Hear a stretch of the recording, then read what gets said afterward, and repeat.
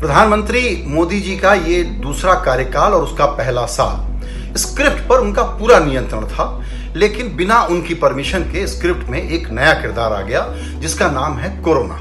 तो अब कोरोना से कैसे लड़ा जाए, क्योंकि मोदी जी ऑडेशियस, साहसिक और जोखिम भरे फैसले लेने के लिए जाने जाते हैं, तो उन्होंने, क्योंकि वो खतरों के खिलाड़ी हैं, तो उन्होंने अपनी ही शैली में इससे भी लड़ने का फैसला किया।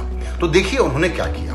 उन्होंने दुनिया का सबसे सख्त लॉकडाउन लगाया, लेकिन लॉकडाउन के पहले ताली और थाली के आयोजन हुए।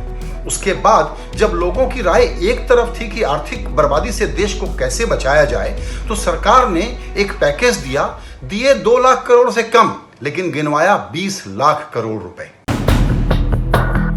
कई देश ये लड़ाई अंधेरे में लड़ रहे हैं। क्या अंत होगा किसी को नहीं पता। भारत में तो एक अलग समस्या हमने देखी, वो थी माइग्रेंट मजदूरों के ट्रेजिक पलायन की। इसके बावजूद कोई ये नहीं कह पा रहा है भारत में कि मोदी सरकार इससे लड़ने में नाकाम रही है। कहा यह जा रहा है आमतौर पर कि मोदी जी जो कर रहे हैं वो ठीक ही कर रहे होंगे। दरअसल मोदी जी को खतरों का खिलाड़ी बनने का शौक है, लेकिन ये काम वो कैसे करते हैं जो दूसरे राजनेता करने के पहले 10 बार नहीं 100 बार सोचेंगे। ऐसे बड़े बड़े जोखिम के फैसले वो कैसे लेते हैं। उनका पिछले 6 साल का कार्यकाल ऐसी कई घटनाओं से पटा हुआ है। हम यही समझने की कोशिश कर रहे हैं कि ऐसे फैसले वो कैसे लेते हैं, क्यों लेते हैं और इस काम को वो कैसे करते हैं। उनका सबसे चौंकाने वाला फैसला था नोटबंदी का। तब आम राय ये बनी कि ये एक गैर जरूरी काम था, ये विफल हुआ और इसका देश को कोई फायदा नहीं हुआ, बल्कि इकोनॉमी को बड़ी दिक्कत हुई।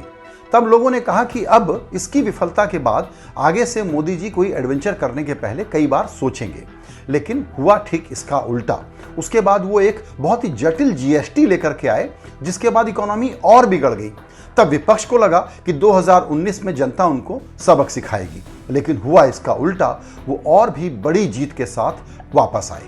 जब दूसरे कार्यकाल में आए तो लोगों को लगा कि अभी तो इनके पास ब्रूट मेजॉरिटी है, ये अब इत्मीनान से चलेंगे, थोड़ा फुर्सत से चलेंगे। लेकिन अगस्त का महीना जब आया तो हमने देखा कि उन्होंने एक और भी कल्पना के बाहर का बड़ा काम कर डाला। वो था कश्मीर की ऑटोनॉमी को वापस लेना और कश्मीर को एक स्वायत्त राज्य के बजाय एक केंद्र शासित राज्य, जो कि एक साधारण राज्यसभा से, विधानसभा से भी छोटी सी चीज होती है, उसमें उन्होंने उसको तब्दील कर दिया।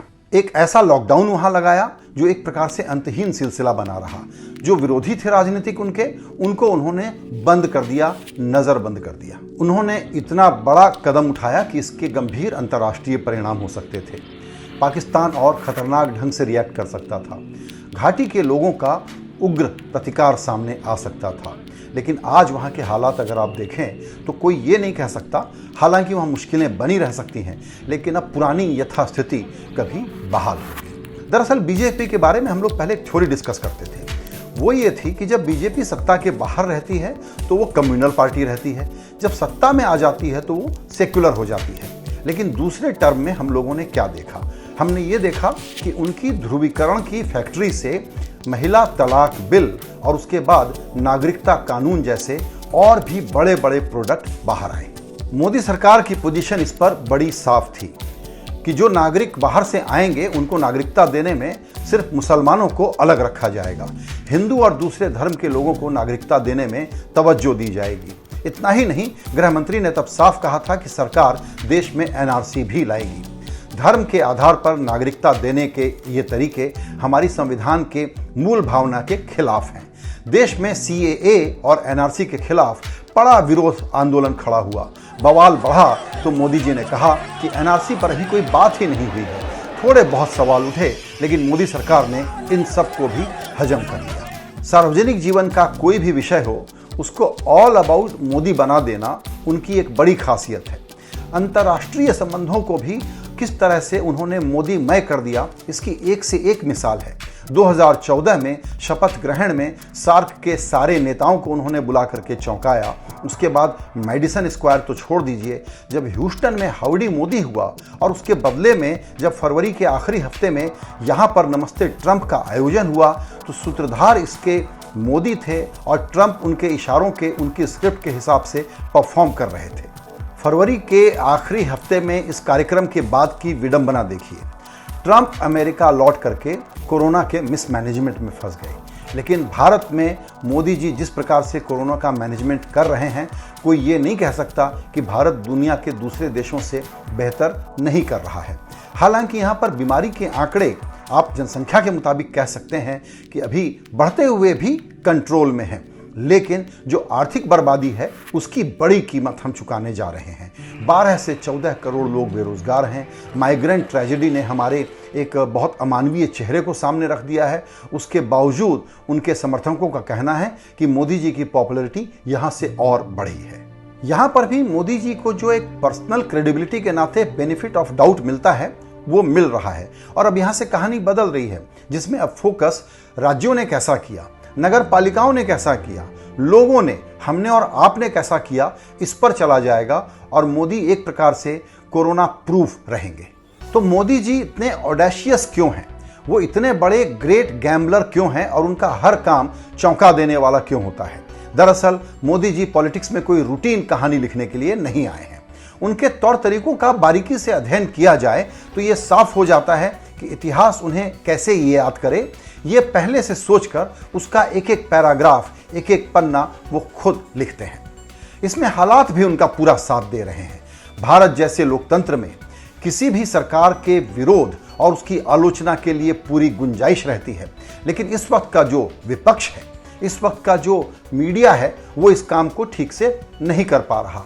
इसके अलावा जो दूसरी लोकतांत्रिक संस्थाएं हैं, उनकी भी कमजोरियां हम लगातार अपने सामने देख रहे हैं। इसीलिए मोदी के इस जगरनॉट को रोकने में कोई भी दूसरी चीजें, कोई भी दूसरे एक्टर न सक्षम हैं, न वो इस कहानी को समझ पाते हैं।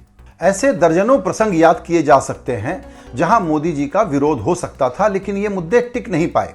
2 उदाहरण दिलाना चाहता हूं याद आपको। एक इलेक्टोरल बॉन्ड का, जो कहीं से भी पारदर्शिता का काम नहीं करता था, रूलिंग पार्टी को फायदा पहुंचाता था, बड़ा ही अपारदर्शी सा एक टूल वो लेकर के आए। और उसके बाद अब सेंट्रल विस्टा की बात हो रही है। करोड़ों रुपए खर्च होंगे, हजारों करोड़ रुपए खर्च होंगे और ल्यूटियंस दिल्ली के पूरे सरकारी इलाके को एक नया रूप दे दिया जाएगा। इन बातों की कोई ज़रूरत नहीं है, लेकिन वो इतने बड़े कल्पनातीत आइडियाज़ लेकर के आते हैं और सार्वजनिक स्क्रूटनी में वो पास भी हो जाते हैं। मोदी जी ये सब कैसे कर लेते हैं? राजनीतिक संदर्भ तो एक बात है जहां कमज़ोर विपक्ष, कमज़ोर मीडिया और कमज़ोर संस्थाएं उनको ये सब करने देती हैं, लेकिन एक दूसरा फैक्टर भी है। वो है कि उन्होंने राजनीति को एक मैनेजमेंट साइंस बना दिया है। एक ऐसा बड़ा ऑपरेशन खड़ा कर दिया है जहां हर काम पर बारीकी से नज़र रखी जाती है, एसओपी होता है, डेटा और फीडबैक के आधार पर काम करने का एक परफेक्ट मैनेजमेंट वो चलाते हैं। उनकी राजनीति का कंटेंट क्या है, मैसेज क्या है, उसको कैसे कम्युनिकेट करना है, सभी माध्यमों और डिस्ट्रीब्यूशन चैनलों पर पकड़ कैसे बना करके रखनी है, मोदी जी इन सारी चीज़ों पर बड़ी मेहनत करते हैं। उन्होंने अपनी राजनीति को डायरेक्ट टू कंज्यूमर की तरह से डायरेक्ट टू वोटर बना दिया है, जिसमें ब्रांड और मार्केटिंग के मूल सिद्धांत का एकाग्र भाव से पालन होता है। और वो सिद्धांत है 3E: how to entertain, how to engage, how to excite.